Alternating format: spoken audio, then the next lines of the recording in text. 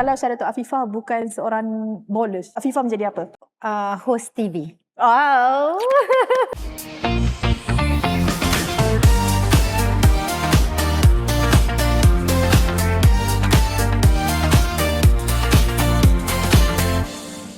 Assalamualaikum dan salam sejahtera. Salam Malaysia Madani dan juga salam Perak 2030.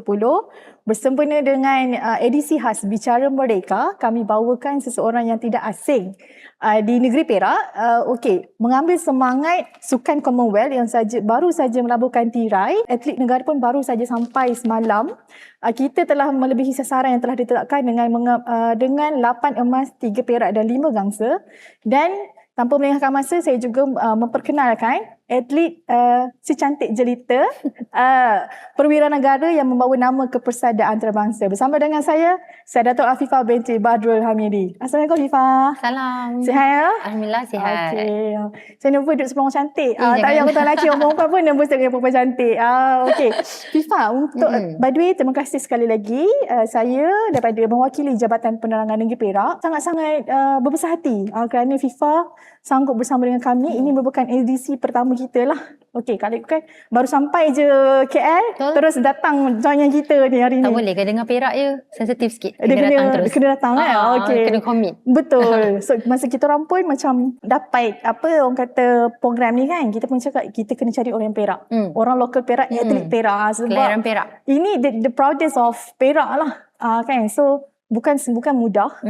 You dah wakil negeri Perak dan you telah mewakili Malaysia. Jadi kita nak kongsilah dengan anak-anak Perak ni sempena dengan Bulan Kebangsaan Hari Malaysia yang akan disambut tidak lama lagi. Kita tahu macam Afifah memang anak kelahiran Perak, Jati Ipoh, 23 Oktober. Tahun kita silent. Okey. Afifah sekolah asal daripada Sekolah Rendah Sungai Rokam. Betul. Dan terus ke Sekolah Sukan Negeri. Saya sekolah Sungai Rokam dulu. Sungai Rokam. Lepas tu ke main convent Ipoh. Okey. Selepas main convent Ipoh untuk 3 tahun, saya ke Sekolah Sukan Negeri Perak, which is sekolah kluster sukan lah masa tu Gunung Rapat. Sebab bowling punya program ada di Gunung Rapat. Jadi saya masuklah masa saya form 4 dan juga form 5. Oh, you masuk masa form 4? Betul. Okey. So maknanya tak lari mana sekolah semua. 3 sekolah dalam Ipoh juga. Betul. Tak lari tak ada keluar mana-mana. Dia tak ada istilah homesick, tak ada lah. Tak ada. Tak ada. So dalam Ipoh je kan. Betul. Tapi saya dapat tahu yang Afifah sebenarnya dulu minat netball. Betul betul. Tapi macam mana cenderungnya Afifah ke bowling? Mungkin Afifah boleh ceritakan. Okey, ini khas untuk orang Jati Negeri Perak yang sedang menonton ni. Okey, saya cerita sedikit saya punya background lah. Saya bermula bermain bowling seawal umur 9 tahun tu main short-short je. Masa saja pegang bola bowling, and then 10 tahun tu dah start serius. Saya nak berterima kasih dekat ayah saya. Sebab ayah saya dia yang menggalakkan. Dia yang memulakan sukan bowling untuk saya. Dan sebelum ke sukan bowling macam tadi kan, cakap saya memang merupakan seorang pemain bola jaring untuk sekolah. Dan juga untuk mewakili daerah Kinta. Daerah Kinta. So saya masa tu bawah 12 tahun. Jadi bila kat sekolah bola sepak untuk lelaki, bola jaring memang untuk perempuan lah kan. Betul. Jadi that's why saya memilih sukan bola jaring dan saya memegang posisi center semasa umur 12 tahun lah. Ya, faham. So bila kita ramai kawan-kawan, kita ada teammate, kita rasa seronoknya sukan ni. So that's why saya memilih sukan bola jaring sebenarnya. Sebab saya kalau dah habis Kinta tu, saya memang aim saya nak mewakili negeri Perak untuk pasukan netball. Tapi hajat tu tak sampai sebab ayah saya merupakan seorang pemain bowling juga. Dia memang asalnya saya dan ayah saya ikut ayah saya dia main bowling dekat orang-orang Perak mesti tahulah tempat ni. Greentown Mall Ipoh. Dia ada satu favourite tu Nagoya je. Kalau tak Greentown, Nagoya je. Ada Nagoya textile kan. Kalau beli baju raya semua dekat Nagoya kan. Betul. Okay, so saya start main bowling dekat Greentown Mall Ipoh. Sebab ayah saya dia represent dia pun bekerja di sini. So dia bawa anak syarikat Perbadanan Kemajuan Negeri Perak, PKMP. Jadi dia antara anak syarikat di bawah tu lah.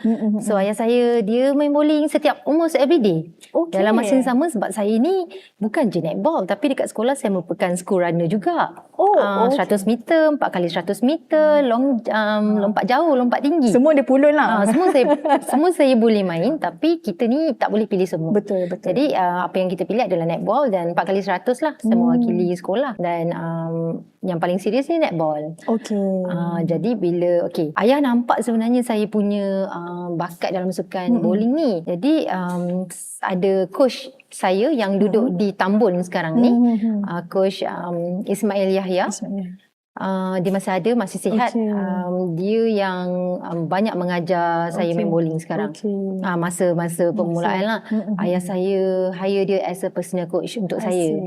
Jadi saya belajar bowling pada ayah. Selepas itu Ismail Yahya, Ismail Yahya yang banyak nampak bakat tu. Lepas tu saya saja je dekat sekolah, cikgu co-curriculum tanya, siapa nak main bowling wakil sekolah? Jadi saya ni confident je, angkat je tangan. Saya kata saya nak main. So bila saya nak main tu padahal tak terror sangat pun. Tak terror sangat pun. Just main saja suka-suka tapi nak sebab ikut ayah dulu sebab selalu. Ikut ayah.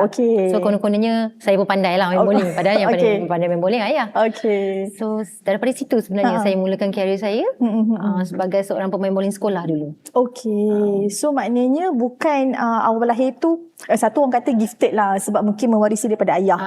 Tapi orang kata very athletic lah sebab you kata you sprinter, you netballers, you pun bowler lah. So maknanya dia bukan orang kata satu tu memang bila training yes you akan dapat, tapi bila benda tu orang kata dilahirkan genetik bersukan, so dia akan susu gala tu pun bersukan jugalah kan.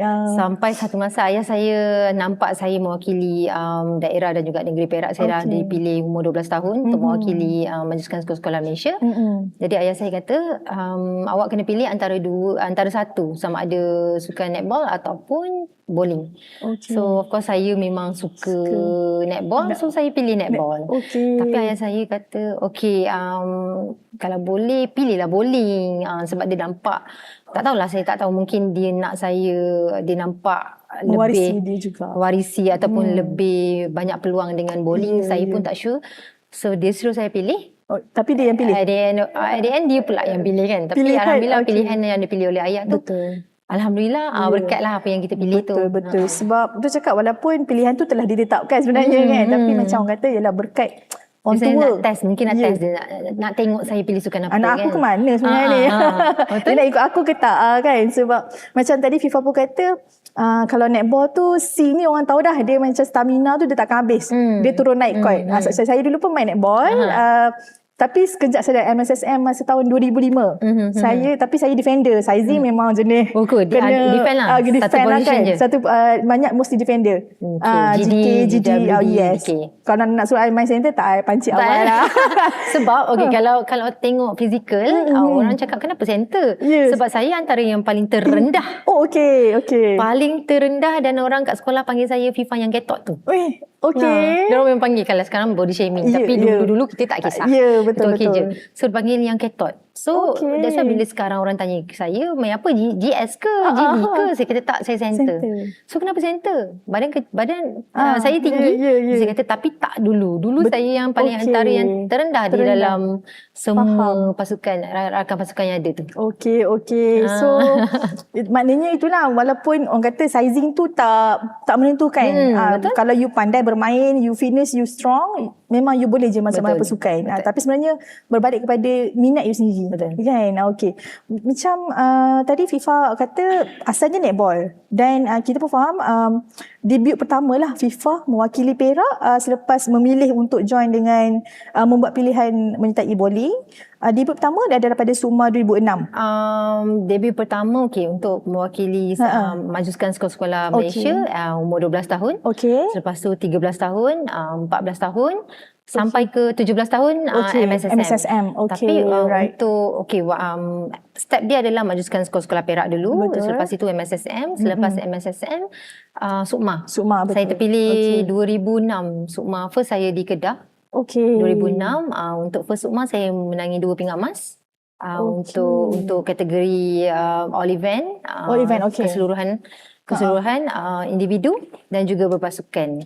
Itu first debut you dah score 2 gol First debut SUKMA saya dah menang 2 gol. Saya pun tak tahu macam mana, tapi masa tu still saya ingat lagi dekat Kedah yang saya diapit oleh dua-dua pemain kebangsaan. Yang saya hanyalah daripada Perak je, pemain negeri je. Saya ingat lagi atas podium tu saya nombor 1, dan sebelah saya adalah Sin Lee Jin. anak Okay, Perak yes, juga, anak Sea Perak Legend. je. Nombor 2 dan juga Sharon Koh. Sharon Koh, diorang ni dalam pasukan gemilang 2020 masa tu. Ni lah kebangsaan Ya, betul, lah. dah memang kebangsaan. Jadi saya betul. ni hanyalah seorang yang sangat kerdil di tengah-tengah tu. Faham. Tapi alhamdulillah masa tu saya menang gold medal lah. Faham. Macam kalau you imbas balik kan, yelah orang kata macam you pun cakap masa tu you wakil negeri saja kan, tapi di podium you nombor 1 di apik kebangsaan. Bagi saya sebagai seorang atlet, kita ada naik turun masing-masing. Betul. Kita bukan sentiasa di atas, yang orang mungkin tak faham. Dan tidak kira siapa pun, you national level ataupun you state level, kalau kena time tu you punya mood you punya prestasi tengah kemuncak, you pun tak mustahil. Betul. Kita pun boleh deliver juga. Tapi kita tak boleh takut. For me, saya senang je. Saya punya style, ayah saya ajar saya jangan takut dengan orang. Sebab tu dulu ayah saya hantar je saya compete dengan lelaki. Supaya kita tak payah rasa takut bila compete di antara kalangan perempuan ataupun wanita yang ada. Jadi sebab kita dah biasa compete dengan lelaki. Jadi ayah saya hantar saya compete dengan lelaki. Jadi saya rasa dengan sesiapa pun saya lawan, saya okey je. Tak ada orang kata gender bias ke, saja kan? Tak, gender bias tak Sebab ada. macam mungkin ada yang tak tahu kan. Katanya FIFA dulu masa sekolah, sebab kan tadi kata bermain dengan compete dengan kawan-kawan lelaki. So dulu kat sekolah you betul kalau salah you betul kan tau. You cakap dengan mak you nak pergi training netball balik sekolah, balik petang. Tapi bila ibu you sampai rupanya you tengah main bola, you seorang je perempuan. Betul ke waktu tu? Alamak, ini tengok kat mana ni? Sebenarnya betul. Mak saya ada kat sini. Saya memang kena marah petang-petang sebab habis you main netball, habis pukul 6, 5 sampai 6. Lepas pukul 6, saya join main bola sepak. Owner sini pun pemain bola kan. Sajalah nak bagi tahu saya pemain bola sepak.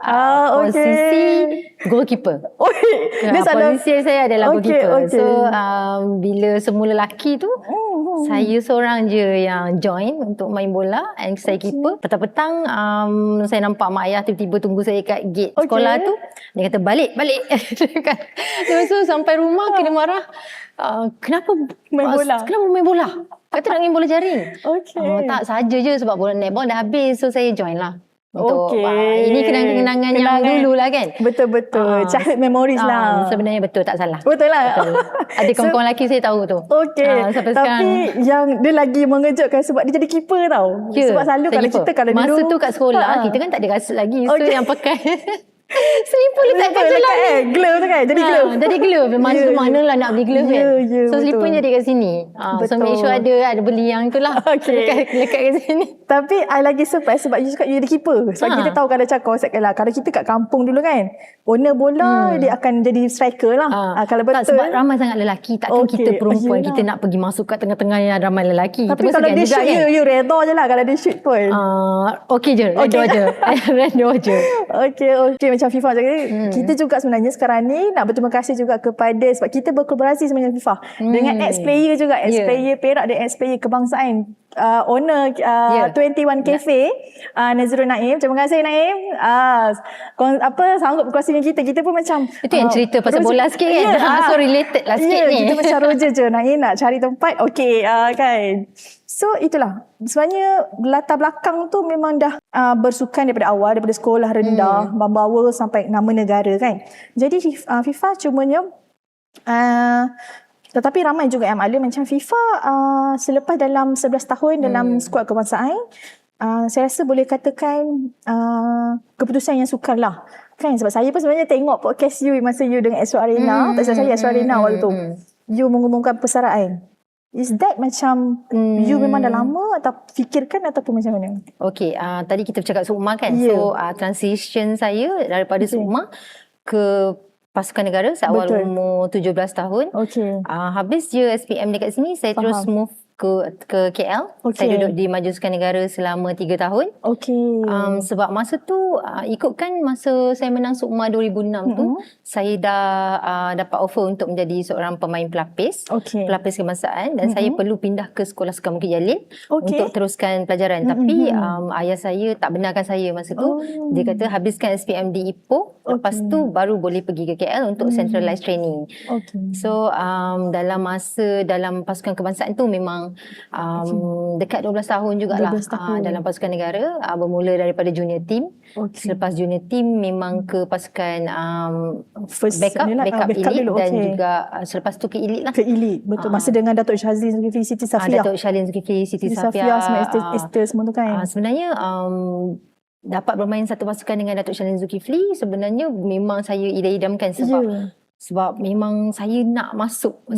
Cita-cita saya untuk mewakili negara. Betul. Sebab saya mempunyai macam semangat yang sangat tinggi. Saya bagi tahu ayah saya main bowling, saya nak sampai ke wakil negara. Memang you dah letakkanlah you punya target. Memang nak. Sebab yalah macam you bercakap, you since you dah masuk dalam bowling, so you mesti study you punya idol you kan. So betul, macam sebab saya still ingat lagi masa Sukan Commonwealth 1998 tak silap saya dekat KL kan.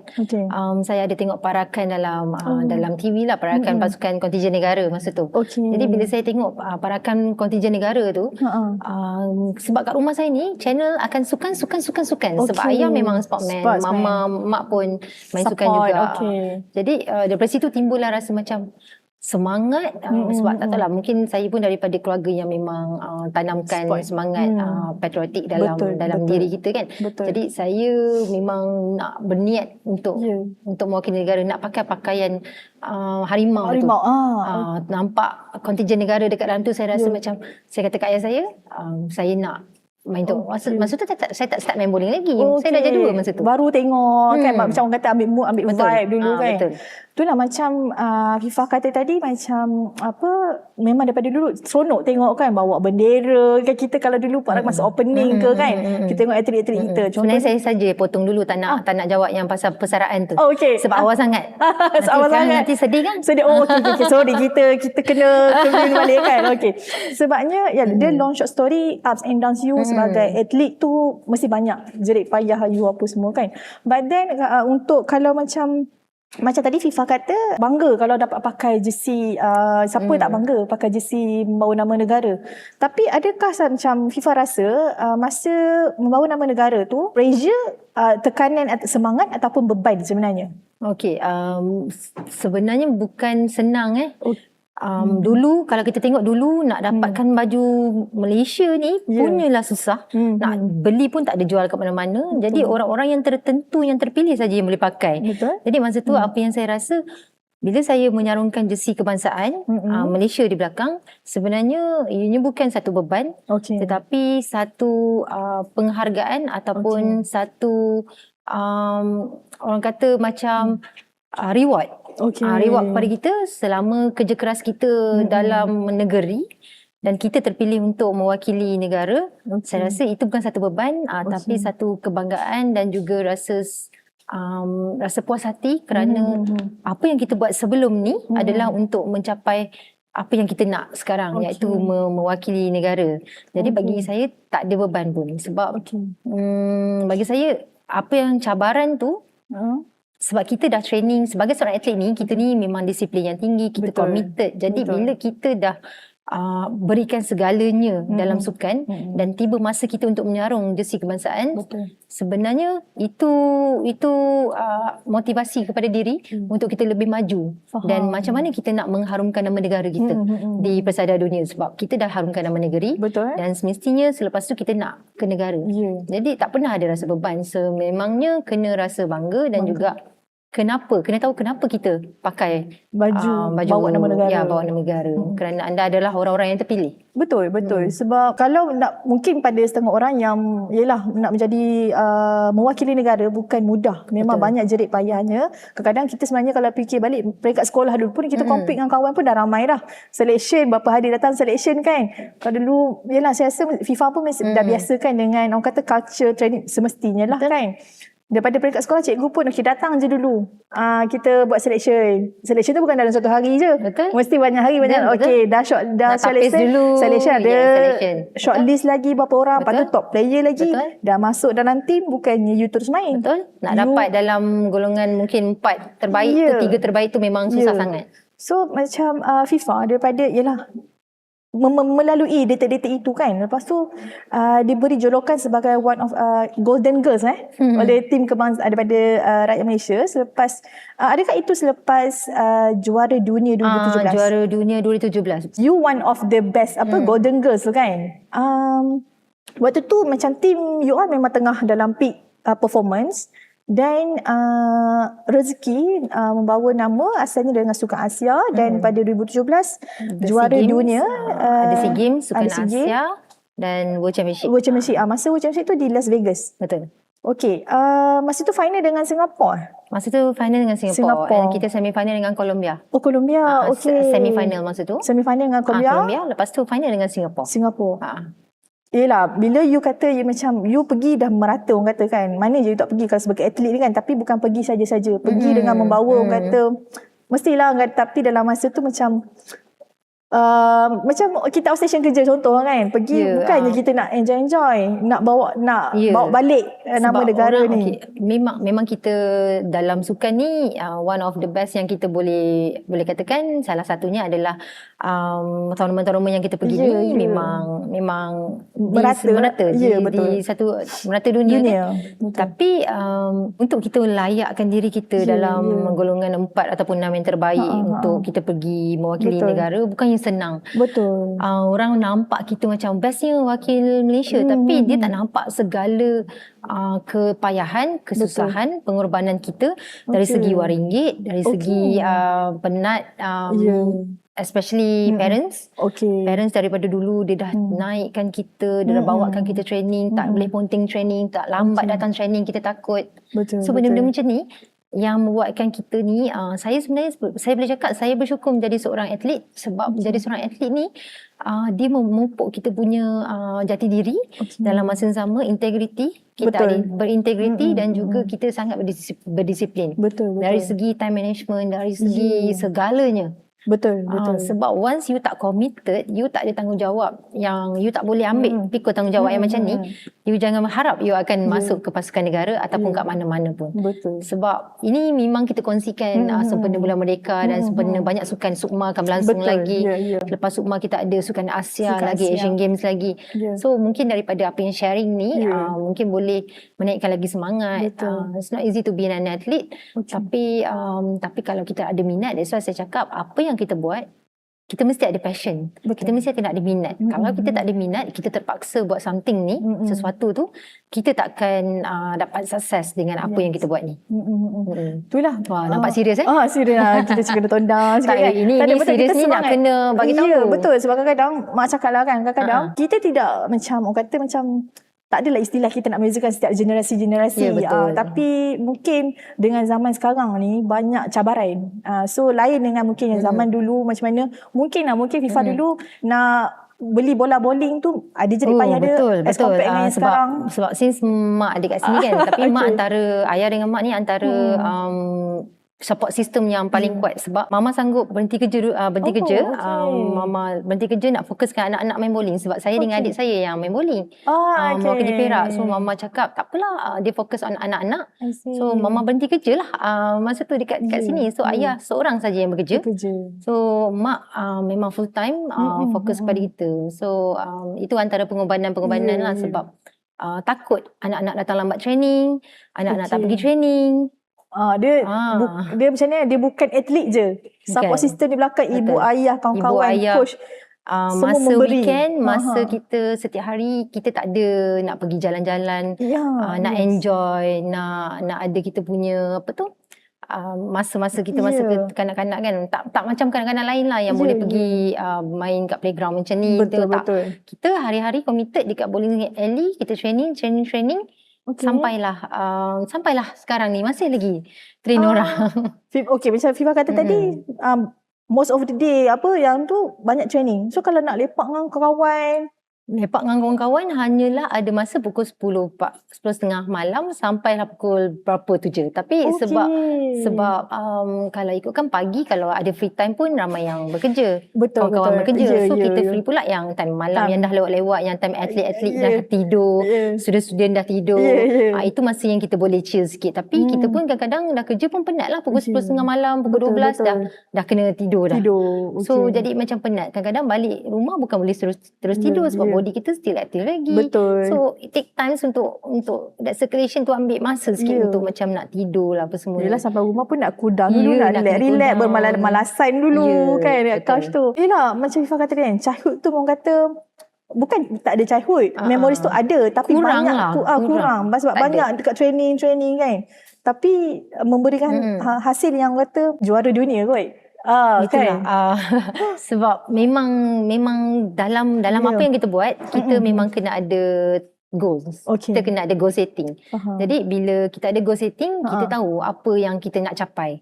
Sebab macam saya cakap dekat mak ayah, saya nak mewakili negara. So mak ayah saya cakap, nak mewakili negara, dah tahu dah apa tanggungjawab yang perlu ada, apa kesusahan yang perlu lalui. Ini semua memang kena ada. Memang kita kena tahu. Sebab kita tengok Datuk Wira Lee Chong Wei bukan senang untuk jadi seorang Datuk Wira Lee Chong Wei sebab dia 6 pagi, 5.30 pagi dah turun jogging dah. Betul. So macam mana nak dapatkan kecemerlangan, achievement macam Datuk Wira Lee Chong Wei ataupun Datuk Niko David, Datuk Azizul Hasni.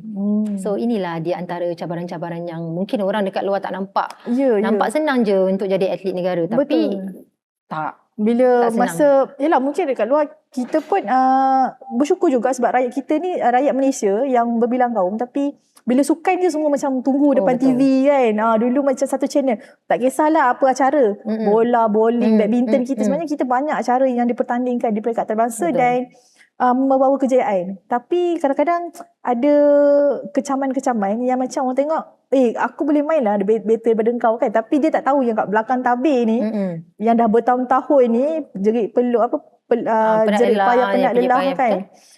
Pernah tak benda-benda macam tu macam dimotivatekan you? Memang ada dalam sukan. Memang ada orang nak jatuhkan kita, orang nak sabotage dan sebagainya. Tapi kita, bagi saya tak never look back apa yang orang nak cakap tu. Saya, sebab yang bermain adalah kita, yang menempuhi segala tu adalah kita. Jadi untuk orang yang nak jatuhkan kita ni, sebenarnya bagi saya ni, mereka ni orang yang iri hati ataupun dengki untuk melihat kejayaan orang lain. Jadi orang-orang yang macam ni, saya cakap dekat mak saya pun cakap, apa yang kita buat, just kita fokus on apa yang kita nak buat. Dan arwah atuk saya pernah pesan, dia kata biar orang buat kita, jangan kita buat orang. Betul. So itu antara apa yang arwah atuk stand you yang you pegang lah. Stand kita pegang sampai sekarang. Biar orang buat kita, tapi kita jangan buat orang. Sebab iri hati ramai. Ramai. Tak boleh nak tutup mulut orang. Tak boleh tutup mulut orang. Tapi apa yang kita dah buat, itu kita saja yang tahu. Dan keluarga kita saja yang tahu apa yang kita dah hadapi, lalui semua tu. Dan buat apa kita nak dengar cakap-cakap orang yang kat luar, yang sebenarnya orang tu tak membantu kita pun dalam menaikkan dalam proses tu. Haters everywhere. Betul. Haters everywhere. You pilih untuk you menyokong ataupun tidak. Tapi atlet dia punya intention dia ada goals dia nak pergi mana. So nak you kena buat juga. Betul. Sebab once you dah jelas sarung jersey Malaysia tu, mesti dah lantak lah. Tak nak aku kena juga kan. Yang nak jatuhkan kita tu, kita tengok. Betul. Di manakah mereka dalam masa nak menjatuhkan kita tu. Sebab benda ni pun kita berkait jugalah dengan kadang di usia kemerdekaan kita yang dah beberapa tahun, tapi mindset ni susah kita nak ubah. Kan, macam kenapa you sepatutnya kejayaan tu dijadikan inspirasi. Sukan juga menyatukan perpaduan. Sukan juga yang memperkenalkan negara kita kat luar, antara salah satunya. Sebab macam tadi Fifah kata kan, lawan dengan Singapura, lawan kat Las Vegas pula tu. Las Vegas you faham lah kan. So masa you main dekat sana, Malaysia waktu tu macam orang dah Malaysia macam ataupun macam first time dengar. Still ingat lagi masa 2015 kita pergi ke US. Jadi dekat situ orang tak mengenali pun Malaysia sangat masa tu, dan mereka pun terkejut macam mana terkejut tengok macam bila kita Malaysia hantar tim di Professional Women's Jelajah Wanita lah. Kita sentiasa ada di golongan yang di kalangan yang terbaik, top dekat atas tu. Jadi kita rasa diorang rasa macam tercabar, rasa macam Malaysia ni ramai sebenarnya player yang bagus-bagus. Sebab mereka tahu Singapore, because Singapore pun memang sinonim, memang top country. Jadi dari segi tu sebenarnya kami sebagai pemain negara masa tu, kita ni membawakan nama Malaysia di persada dunia dan orang lebih mengenali pasukan Malaysia sekarang ni. Kerana kita tak berhenti untuk produce bakat ataupun talent-talent yang memang bagus lah, player-player bola yang sangat bagus sampai sekarang. So daripada 2015 sebenarnya adalah kita punya starting point yang orang mengenali Malaysia ni sebenarnya. Tapi sebelum-sebelum tu ada, tapi sebab 2015 saya bercakap masa saya lah ada dalam tim. So saya nampak memang 2015 ada yang masuk ke TV final di US, 2016 ada, 2017 ada. So dari situ sampai sekarang tak berhenti kita ada dalam all the top player dalam world dan juga dalam Asia. Itulah macam mesti yelah, orang lebih mengenali Singapura. Bukan kita nak membezakan nak kata tak, tapi Singapura dia lebih kepada western punya ni kan. So macam cakap, you sebelah Singapura, mesti cakap Malaysia sebelah Singapura ni kan. Itulah yang kita cakap, just beside Singapore. Tapi itulah bila mungkin negara yang kecil bila naik ke podium, jalur gemilang tu, you masih menyanyikan, naik podium menyanyikan apa gemilang. Kalau sekolah dulu, jalur gemilang ni kita tunggu prefect tu je. Yelah, tali tu negaraku nak naik sampai habis tu, sampai tak dekat ujung tu. Kalau masa sekolah kita tengok negaraku bendera dinaikkan. Tapi masa kita compete, bila kita menang pingat emas, bendera itu di bahu kita. Di bahu kita. Jadi bila bendera di bahu ni, memang kita rasa lain, dia punya feeling tu sangat lain, puas hati tu lain. Bila saya menang dekat saya dan pasukan kita menang di Las Vegas, lagu negaraku berkumandang, kita memang rasa kita punya penat lelah or the hard work has paid off, because kita tak pernah jangka yang kita akan menang di World Championship dan bergelar juara dunia dalam berpasukan 2017. So itu antara momen yang sangat indah lah, yang rasanya kalau kita nak patah balik pun takkan dapat momen macam tu. Jadi momen macam tu kita hanya boleh ambil untuk berkongsi dengan orang lain, untuk menaikkan lagi semangat orang lain. Macam mana you boleh menang juara dunia? So ini antara yang kita kongsikan. Kenapa sebenarnya kita boleh capai apa yang kita nak. Kerana kita committed di sebelum-sebelum tu. Kita ada passion dan kita betul-betul kita dah goal setting tadi tu. So goal setting tu achieve.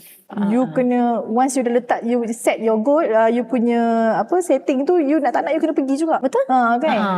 There's no turning back lah. Orang cakap walaupun dalam pasukan kebangsaan tu memang ada up and down, ada masa rasa yang tak boleh perform dah ni.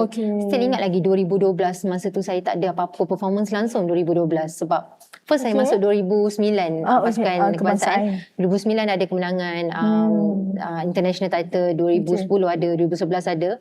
2012 zaman kiranya tahun kejatuhan saya, sebab setahun tu saya tak ada menang apa-apa tournament pun. Sebab ada pertukaran dari segi cara balingan dan sebagainya. Tapi 2012 tu memang dah maksimum sampai November. Saya kata kat parents, saya kata kalau saya tak menang tournament kali ni, saya nak berhenti daripada pasukan negara. Memang nak berhenti dan nak fokus on study. Tapi alhamdulillah 2012 tu bila penghujung tahun tu di Philippine Open, saya dapat tempat kedua, first runner up. Jadi itu menyebabkan kita menyambung lagi. Saya sambung lagi. Dia maknanya mesti ada. Kita rasa give up, mesti ada.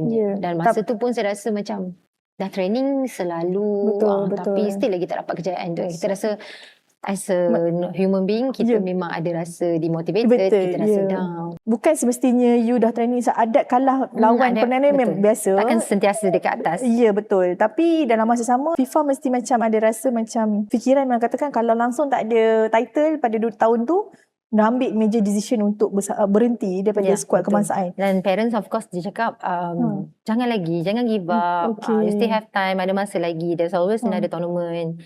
So buat apa kita nak give up sekarang. Tapi kita as player, kita dah penat training tapi tak dapat any result, achievement. Waktu tu lah you rasa. Betul. So masa kita rasa macam okay, better do something else lah, macam study ke, sambung study.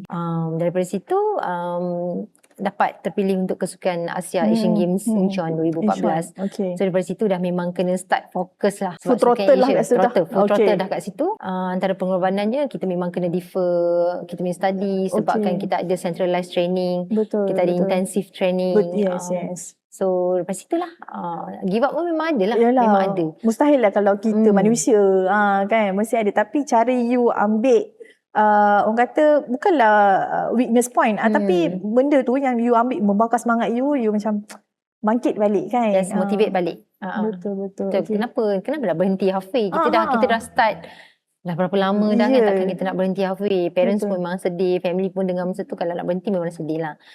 So masa tu kita meneruskan lagi. Tapi saya suka kan FIFA dia selalu cakap yang kita tanya ni kan, dia akan mention ibu ayah. So yelah, sebagai tulang belakang parents yang ke mana-mana saja memang daripada kecil dah polish lah orang kata kan, dah macam tolong setkan, mesti you syukur kan kerana macam parents you macam dah setkan goal. Okay, daripada instead yang netball tadi, berbalik tadi netball tadi, you go for bowling. Sebab sukan bowling ni cost dia tinggi tau. Okay. Bowling ni bukan sukan yang ramai nak tahu kan. Bukan sukan yang murah. Nak beli bola bowling zaman saya dulu RM500-600 satu biji bola. Tapi sekarang dah sampai RM1,000. Tapi investment mesti kena ada. Pengorbanan pada ayah dan mak belikan bola bowling masa kecil sampai dah mewakili negeri. Dah ada sponsor daripada Majusukan Negeri Perak untuk equipment. So selepas, tapi kalau kita achieve dalam Sukma ataupun kita ada dalam program seperti program pelapis ataupun program yang ada ni lah. Jadi bila kita dah sampai ke pasukan kebangsaan, memang fully sponsored. So saya kata itu pengorbanan dari segi RM1 daripada awal. Awal penglibatan memang ada. Sebab dia takkan macam terus you dah macam bila dah masuk kebangsaan ada full equipment daripada equipped daripada kerajaan. Bukan selamanya kita akan pakai duit kita sendiri. Kita akan ada sponsor dari state, dan kemudian dari state kita ada daripada negara lah. So itulah macam tadi Fifa kata bola bowling dulu tak mahal, tak murah. Sekarang pun dah sampai RM1,000 kan. TikTok akak bowling. Kan nama kan TikTok akak bowling. FIFA juga ada akademi, akademi satu FIFA, base banyak di KL, di Sunway, Megalines. Untuk pelibatan anak muda sekarang macam mana FIFA rasa untuk sukan bowling ni khususnya yang macam ataupun anak buah FIFA sendiri? Sebab boleh tengok memang pelibatan tak berhenti. Tak berhenti. Kalau dalam sekit remaja kebangsaan je kita ada nearly 1,000 participants, peserta dari bawah 12 tahun, daripada graded level dan juga open level. So maknanya 18 below. Kita ada nearly 1,000 dalam sekit remaja kebangsaan sekarang. Wow. Tapi sebenarnya itu achievement juga. Itu achievement, ya betul. Sebab dan kita tengok pun banyak bowling club dan juga akademi yang run di seluruh negara lah. Betul. Tapi daripada akademi saya pun ada juga. Tapi kita hanya membenarkan siapa yang kita rasa layak untuk pergi ke competition dan baru pergi. Macam FIFA select player tu macam mana selalunya? Mula-mula dalam akademi tu kita memang ada evaluation. Lepas tu kita akan train dalam setahun 2 tahun, tengok macam mana. Kalau cepat dia belajar, cepat dia dapat ni, dan kita just hantar untuk exposure lah.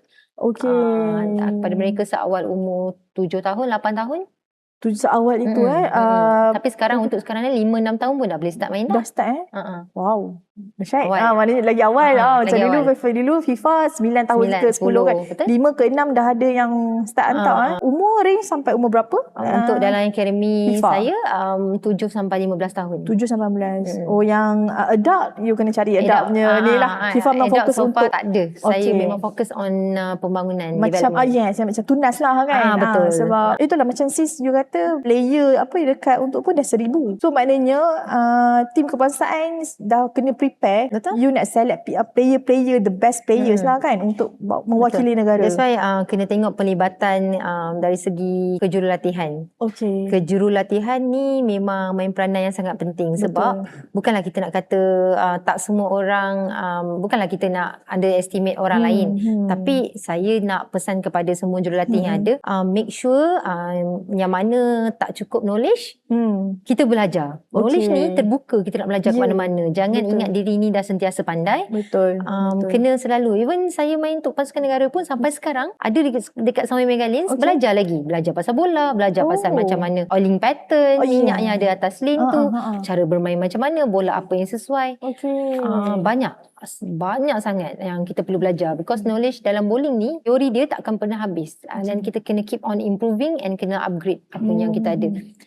Jangan terlalu selesa dekat sini je. Jangan status quo kan. Jangan kat situ je. Lepas tu ingat dah bagus sangat kan. Betul. So always improve apa yang kita nak kena improve. Never stop learning. Never stop learning sebab kita nak tengok kemajuan sukan. Of course untuk saya nak naikkan sukan bowling kat Malaysia ni. So we need more orang-orang yang hebat untuk mengajar. Benda edisi khas Bicara Merdeka kan, kita nak ambil kira macam anak-anak muda sebenarnya. Macam FIFA sendiri pun dah memang player Malaysia, dah ni pun sekarang jadi coach pun still belajar lagi. So apa reason untuk adik-adik ataupun anak-anak kecil kita, you rasa macam cukuplah macam basic. Sebenarnya banyak you punya exposure untuk belajar banyak lagi ruang. Betul. Untuk sebab bowling ni dalam kategori sukan kemahiran, skill sport. Jadi sukan kemahiran, skill ni kita perlukan teknik-teknik yang betul. That's why sekarang ni anak-anak muda ataupun anak-anak kecil, budak muda sekarang ni banyak kelebihan sebab teknologi sekarang lain. Betul. Masa mungkin zaman kita dulu, kita hanya boleh ada YouTube yang cara itu pun masa tu tak ada handphone. Betul. Tak ada handphone, tak ada teknologi yang ada. Handphone sekadar buat call sajalah. Sekadar mak call, sekadar nak jemput training, nak pergi training.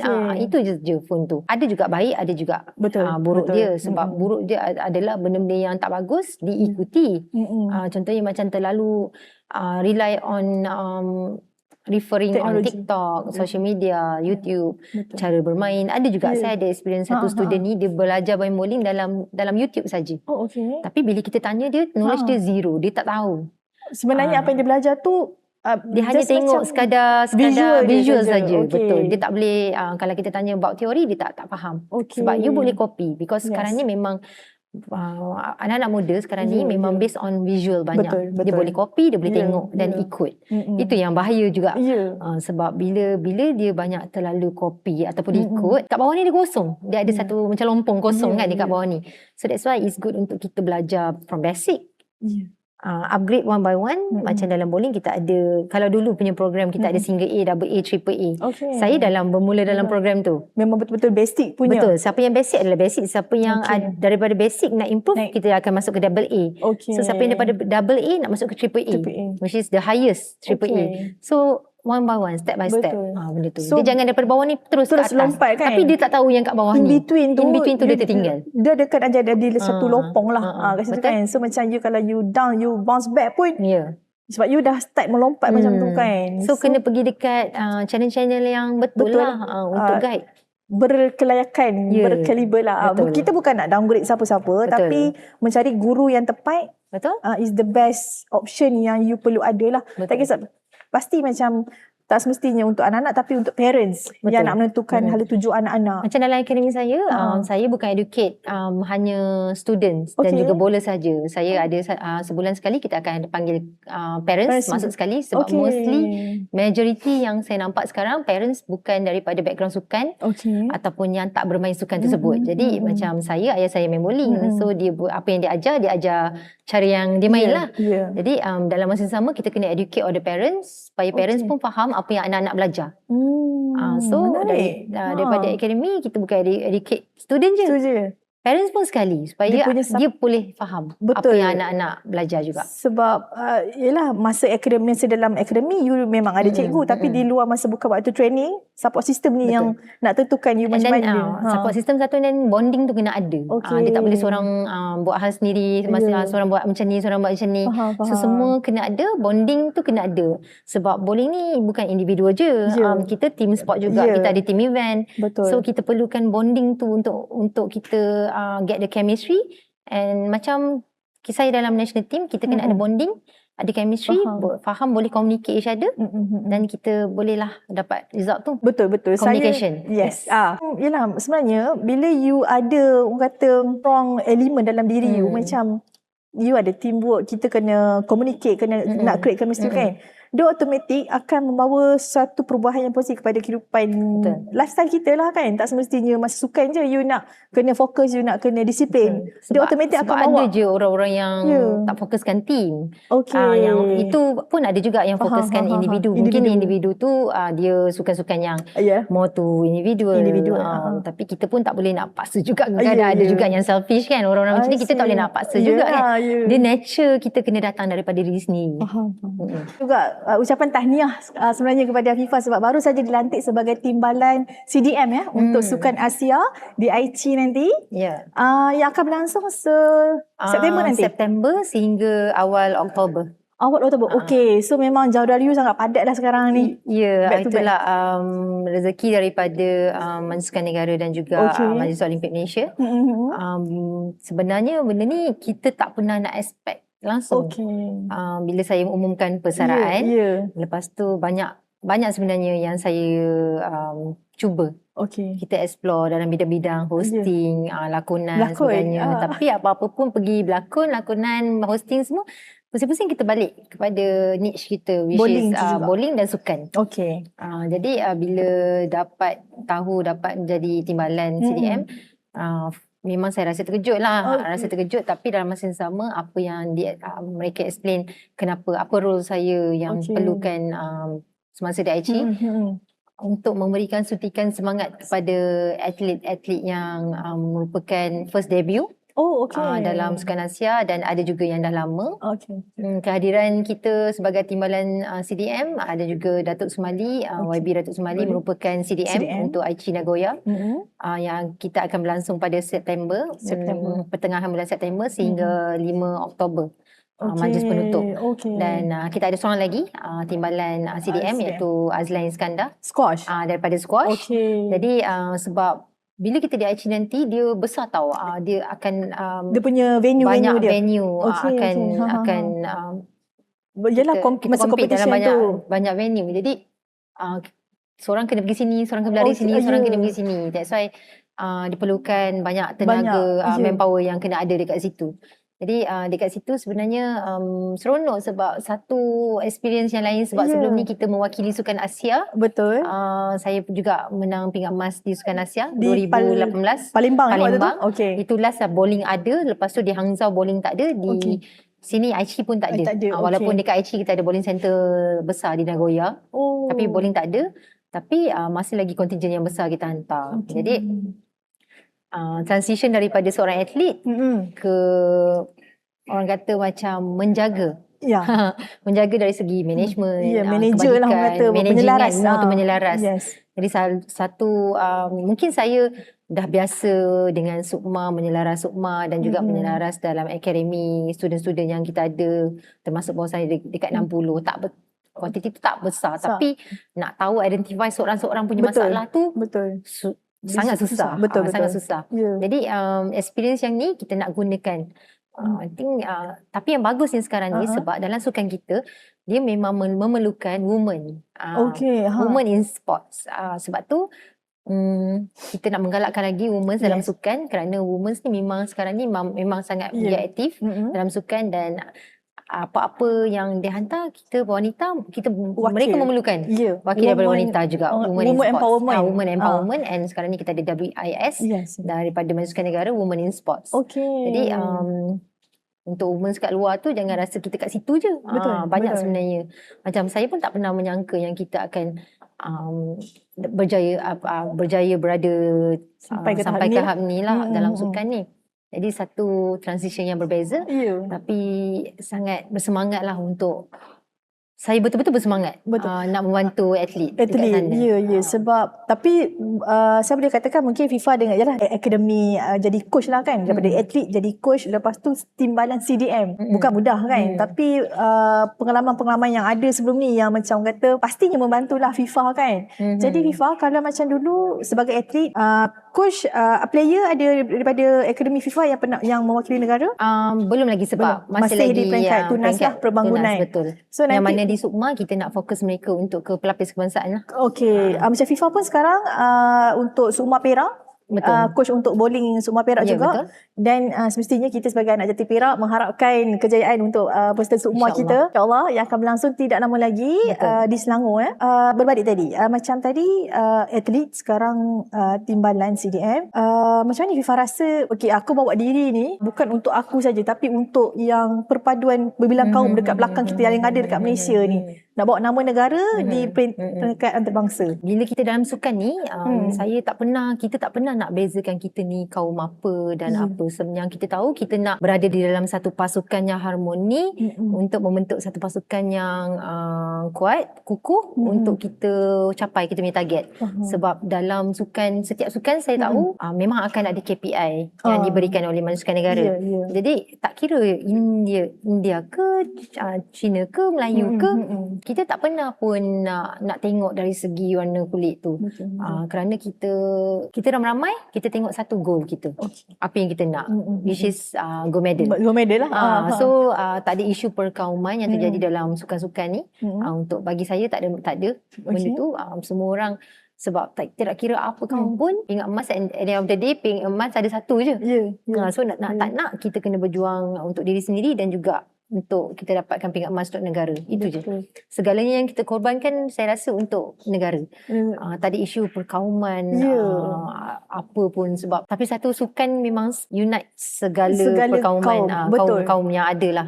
Kita perlu menyentuh jugalah hal perpaduan ni kan, sebab walaupun kita merdeka dah banyak tahun, tapi masih ada kadang-kadang unsur-unsur yang macam nak memecah belahkan perpaduan. Tapi sebenarnya kita ni dah okey je kan. You main sukan lagilah nampak merata. Kalau pergi luar negara lagilah, walaupun dia kepelbagaian budaya tidak sebanyak macam kita sebenarnya dekat Malaysia kan. Satu je, Malaysia ni kita represent Malaysia ataupun kita sebagai warga negara Malaysia, sebenarnya kita sepatutnya rasa bangga kerana negara kita, bagi saya, kita komplit. Kita ada dari segi culture-nya, dari segi kaum yang kita ada, perayaan yang kita ada.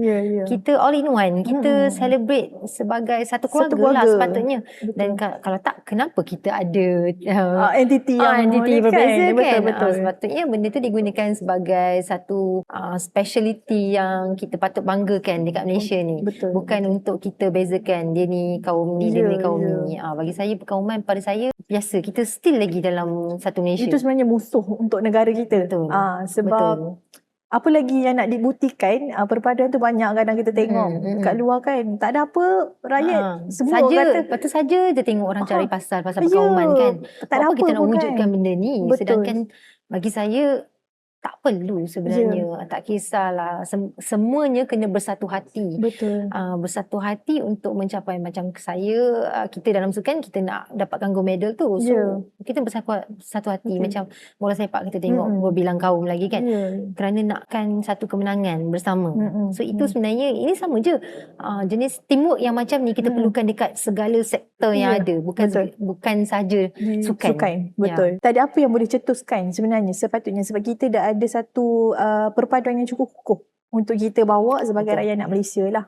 Satu, saya nak kongsikan, saya bangga sentiasa bawa nama Malaysia di pesada dunia, sebab saya pergi explore banyak negara dengan sukan kan. Saya pergi banyak negara, culture kita tahu berbeza-beza. Tapi bila balik ke Malaysia, saya sentiasa akan homesick. Saya akan sentiasa homesick, yang saya rindu culture yang ada dekat Malaysia, yang sering tolong-menolong, yang kalau kita susah sikit, orang Malaysia ni ada perasaan empathy, tengok kita rasa kesian. Dan mereka suka tolong. Tapi bila kita lost, ada negara-negara yang saya pergi, bila kita lost kat sana, kita pun sesat, kita tak boleh nak minta tolong siapa. Ada je negara-negara yang tak membantu kita, yang ignore kita macam tu je. Jadi tak friendly. Bezakan juga kita ni kan. Bezakan juga kan. Jadi bila balik Malaysia ni, kita rasa seronok je kalau pergi mana boleh bersembang, boleh macam padahal tak kenal pun, tapi boleh berborak. Itu benda yang mendekatkan kita lah dengan kita punya makanan yang ada, food cuisine yang ada dekat Malaysia ni? Kalau untuk FIFA, paling lama yang pernah, kalau FIFA ingat dulu, yang paling lama berada di luar negara ataupun pernah menyambut apa-apa perayaan di luar negara, kalau FIFA ingat dulu? Perayaan memang ada. Kita sambut di Philippines, sambut di US. Memang time puasa dan juga time Waktu raya. tu tengah training kan atau memang tengah tournament? Tournament juga lah. Tournament. Setiap kali bulan April memang akan ada tournament di US. So dia akan clash dengan bulan puasa, dia akan clash dengan raya. So kita as a team, kita beraya kat sana lah. Kita dah prepare lah, dah bawa baju kurung, kita dah bawa ketupat instant, kita dah bawa lemang instant. So pagi, saya ingat lagi perayaan pagi-pagi, memang tak ada kena-mengena. Kecuali masakan kita nasi lemak. Masa tu kat US. Beraya kita makan nasi lemak. Tak ada makanan. So masa beraya tu kita dah kat atas lane, kita tengah compete. Masa raya. Inilah bukti. So US kan dia jauh. 13 atau 14 jam jauh. So kita sebenarnya Malaysia raya dulu. Dan baru kita kat belakang. Diorang lambat sehari juga kan. Beraya hanya yang boleh FaceTime dengan family, video call. Itu je lah. Tapi itulah, tengah nak beraya pun atas lane lagi. Memang beraya atas lane. Lepas tu competition time puasa pun ada. So itu pengorbanannya. Itu berbalik kepada banyak sebenarnya atlet kita telah memberi pengorbanan. Bukan hari biasa je, masa tengah raya puasa pun training tak putus-putus, sambung dengan tournament pun tengah. Macam mana perasaan kadang-kadang macam, yelah kalau kita kan, kalau raya macam dulu zaman PKP kan, tak balik kampung pun rasa macam jauhnya. Ini you dekat luar negara ni kan. Tengok, itulah sebenarnya bukti kenapa anak Malaysia hebat sebenarnya. Betul. Dia boleh bawa di mana-mana sebab kita melahirkan ramai. Bukan saja atlet, academician, banyak bidang lah sebenarnya. Betul. Malaysia telah melahirkan ilmuwan dan juga nama-nama besar sebenarnya kat mata dunia. Kita tak pernah pun menyangkal yang perpaduan adalah teras utama kenapa Malaysia boleh pergi sejauh itu. Jadi sedikitlah FIFA punya ucapan ataupun harapan, especially untuk anak-anak muda sekarang. Yang yelah, kita faham dengan teknologi, kita tidak menyalahkan teknologi, tapi mungkin penggunaan teknologi yang tidak digunakan dengan betul. Pesanan FIFA kepada sepanjang bulan Merdeka nanti. Pesanan saya untuk semua yang sedang menonton, especially untuk ibu bapa yang mungkin ada anak-anak di rumah, kawal penggunaan mereka, penggunaan sama juga. Even saya masih lagi belum kahwin, tapi saya ada anak-anak buah. Saya pun main peranan sebagai seorang ibu juga. Jika mak mereka pun tak ada, nanti apa semua, kalau tak ada, saya juga yang akan jaga. Jadi bila tak ada, saya pun kena tunjukkan contoh-contoh yang bagus. Mungkin kita adakan had masa untuk mereka, menggunakan contohnya kalau dalam sehari tu mungkin ada 1 jam je masa untuk bermain gadget, social media dan sebagainya. Jadi kena kawal, sebab kalau kita kadang-kadang kita tahu ibu bapa ni dia nak bagi gadget untuk anak-anak diam dan ibu bapa boleh buat kerja masing-masing. Tapi sebenarnya dengan gadget yang ada, kita boleh, sebab pencahayaan tu kita boleh efek mata kita, dan juga ingatan dan brain mereka. Jadi memang kita kena kawal lah sebagai bapa. Jangan ambil kerja mudah je. Mungkin kalau nak bagi, jangan terlalu lama. Kena ada time frame untuk penggunaan tu. Dan sentiasa monitor mereka, apa yang mereka lakukan. Jangan bagi handphone. Kadang-kadang kita tahu budak-budak sekarang ni, diorang ni advance. Advance. Kadang-kadang ada benda yang kita tak tahu. Dia orang boleh tahu. Jadi bila diorang cakap, kita pun tak tahu. That's why kita kena sentiasa take note apa yang kita pantau. Kita tengok apa yang mereka buka, website apa yang mereka buka, platform mana yang mereka tengok. So benda-benda ni lah sentiasa kena kawal apa yang mereka buat. Dan tak salah untuk kita menjadi garang lebih sikit. Sebab knowing kita punya, mungkin parents kita dulu memang tak ada bagi masa. Walaupun anak perempuan ke anak lelaki ke, dia akan treat sama dua-dua. Jadi dan berikan lebih masa kepada anak-anak, fokus kepada anak-anak, sebab anak-anak adalah satu legacy untuk meneruskan kejayaan dalam mungkin sebuah keluarga tu. Institusi kekeluargaan tu kan. Dia orang kata di peringkat akar umbinya. Sebab dulu saya pernah bersembang topik ni lah dengan integriti. Integriti, dia orang tanya macam mana kita berkongsi, macam mana kita nak mendidik anak-anak sekarang ni untuk menjadi lebih berdisiplin, bertanggungjawab. Sebenarnya semuanya kena bermula daripada rumah. Rumah, betul. Semuanya kena bermula daripada rumah. Sebab kalau kita tak pantau daripada rumah, sebab saya rasa cikgu mungkin akan ada separuh hari je lah. Selebihnya during weekend ibu bapa yang ada. Jadi didikan tu mungkin di sekolah tak cukup sebab terlalu ramai untuk tengok. Tapi yang main peranan betul adalah didikan di rumah, ibu bapa dekat rumah, penjaga kan. Yes, betul. Generasi muda ni bukan kita nak kata fragile, tapi masih lagi perlukan bimbingan. So berbalik tadi macam Fifa pun kata memang Fifa dekat dengan ibu bapa sebab daripada kecil pun Fifa memang ibu bapa sampai ibu sanggup berhenti kerja nak fokus dekat anak-anak kan, untuk dah setting nak main bowling, ayah pun mestilah bawa ke sana kemari kan. Ibu bapa merupakan pencorak kepada kehidupan anak-anak. Apa-apa pun akar umbi balik kepada institusi kekeluargaan di rumah. Mungkin saya boleh cakap bukan sebagai seorang ibu, tapi apa yang kita lihat di rumah macam mana, sebab kakak dengan adik pun dah berkahwin, ada anak. Saya pun ada anak buah 5 orang. Jadi kita tengok macam mana, dan kita, satu saya boleh cakap kita tak boleh bezakan dulu dengan sekarang. Tapi kita boleh ikut macam mana dulu dan kita bawakan ke sekarang. Tak semesti 100%, tapi at least sedikit kita boleh bawa dekat situ. Jangan terlalu tak hiraukan anak. Kadang-kadang bila tak hiraukan, itu yang boleh katakan orang pun tak tahu. Terlalu manja sangat. Betul. Sekarang ni. Betul. Kadang itulah sebab kita nak macam je lah.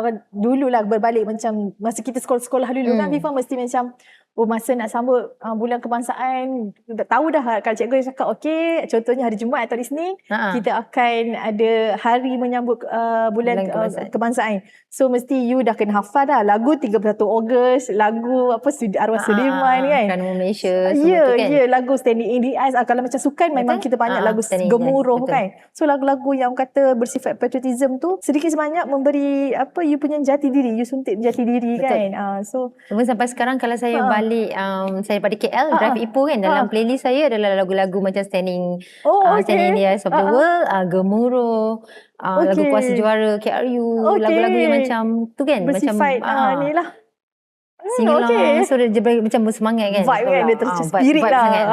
Okay, tengok tu cakap kadang kita mengharapkan anak-anak muda kita kena cinta lah sebenarnya dekat Malaysia ni. Sebab you dilahirkan dalam negara yang aman. Betul. Dan semangat patriotik tu kena kita wujudkan daripada kecil lagi. Betul. Sebab tu bila mereka membesar, mereka tahu apa makna hari kebangsaan tu. Sebab kalau kita tak tahu, kita just macam tak appreciate. Sebenarnya besar makna hari kemerdekaan tu. Betul. Sebab ni pun berlanjutan dengan kami pun di Jabatan Penerangan di bawah Kementerian Komunikasi. Kami ada satu macam misi lah untuk perasaan dengan satu rumah, satu jalur gemilang, satu bendera. So kita mengharapkan memupuk juga orang ramai, pasanglah bendera. Inilah merupakan entiti kita sebagai anak jati Malaysia kan. So Fifa, kereta letak tak nanti? InsyaAllah nanti kita letak. Sebab yelah murah aja bendera ni. Murah aja. Orang bagi free pun ada kadang-kadang tu. Betul. So mana mungkin bendera-bendera yang dah lusuh ke kan. Betul. Kalau nampak bendera jatuh tolong angkat. Jangan pijak. Jangan biar bendera kita jatuh kat bawah.